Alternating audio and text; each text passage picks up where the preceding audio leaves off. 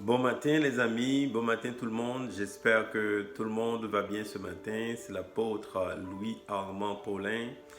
Alors ce matin, j'ai un message pour vous concernant les trois grandes étapes de la vie d'un enfant de Dieu. Les trois grandes étapes. Vous savez, le ministère de Jésus est surtout caractérisé par une phrase qui est simple mais combien puissante. Cette phrase, Jésus a dit « Suis-moi ».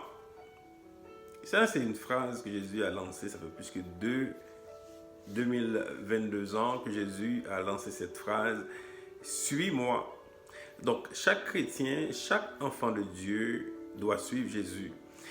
Cependant, mais comment suivre Jésus et où on peut se situer dans cette marche, dans cet appel qu'on a reçu de Jésus?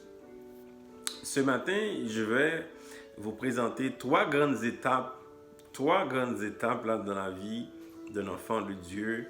Et ma prière et mon cœur, c'est que ce matin, que vous allez être inspirés de ces étapes pour avancer, pour enfin répondre à cet appel, pour savoir si on est dans l'appel.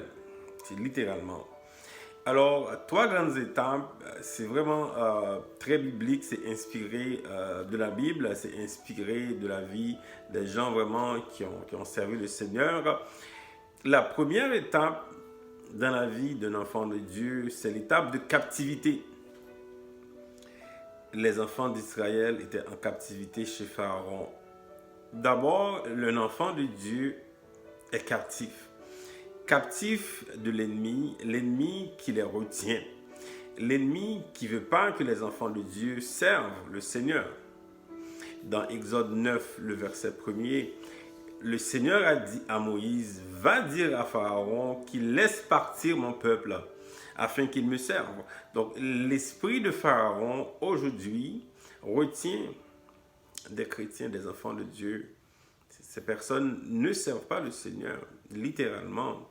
Ces gens sont en captivité, ils sont oppressés, ils ne voient pas, ils ne comprennent pas, ils sont juste là, ce sont des enfants de Dieu. Deuxième étape dans la vie d'un enfant de Dieu, c'est l'étape dans le désert. Les enfants d'Israël passaient 40 ans dans le désert, ça peut être très long dans le désert. Dans le désert, les enfants de Dieu reçoivent la manne. Mais c'est le problème, dans le désert, il y a beaucoup de désobéissance. Il y a des chrétiens aujourd'hui qui sont dans le désert. Ils sont délivrés de l'esprit de Pharaon. Ils sont partis de la maison de Pharaon. Maintenant, ils sont dans le désert.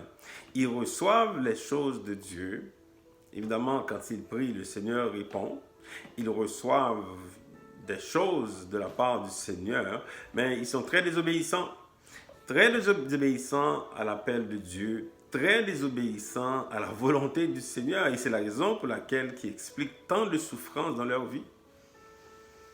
Tant de souffrances, beaucoup de chrétiens souffrent aujourd'hui par manque d'obéissance. Pourquoi? Parce qu'ils ne connaissent pas la Bible.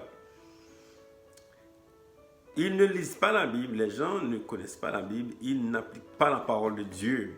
Comme le prophète Osée a dit, mon peuple périt par manque de connaissances. Ils ne connaissent pas la Bible, ils ne connaissent pas la parole de Dieu. C'est la raison pour laquelle il y a beaucoup de chrétiens aujourd'hui qui sont dans le désert.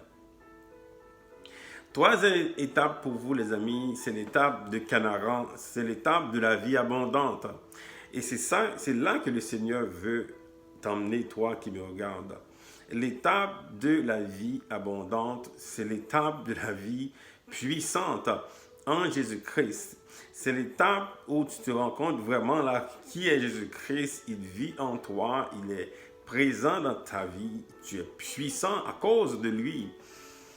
C'est l'étape vraiment de la destinée. Tu sens que tu marches dans l'appel de Dieu. Tu sens que tout ce que tu demandes au Seigneur, il répond. Ta prière devient vraiment la parole de Dieu. Quand tu pries, tu sais que le Seigneur t'entend. Il n'y a aucune barrière entre le Seigneur et toi, parce que tu as une relation avec lui, tu as sa révélation, tu marches en puissance. Et c'est ça que le Seigneur veut pour toi aujourd'hui. Ce matin, réfléchis un peu par rapport à ta vie. Pose-toi la question où tu es. Est-ce que tu es encore chez Pharaon? Si tu es chez Pharaon, tu vois que tu es oppressé, ta famille, tout le monde est oppressé. Le temps passe, il n'y a rien qui marche. Et tu le vois et tu le sais, dans ta maison, ça ne marche pas. Tu as toutes sortes de problèmes dans ta maison, dans ta vie, ça ne marche pas. Tu es dans la maison de Pharaon, tu dois être délivré. Et j'en ai parlé à plusieurs reprises, ça prend un homme de Dieu. Évidemment, tu donnes ta vie à Jésus, mais il y a un niveau de possession, il y a un niveau, je dirais, d'oppression. Ça prend un homme de Dieu qui pourra te délivrer. Si tu es dans l'étape dans le désert, ben, c'est le temps d'obéir au Seigneur. C'est le temps de faire sa volonté pour pouvoir aller, alléluia, pour pouvoir aller à Canaan dans cette vie abondante. Que le Seigneur vous bénisse ce matin. Soyez bénis et bonne journée.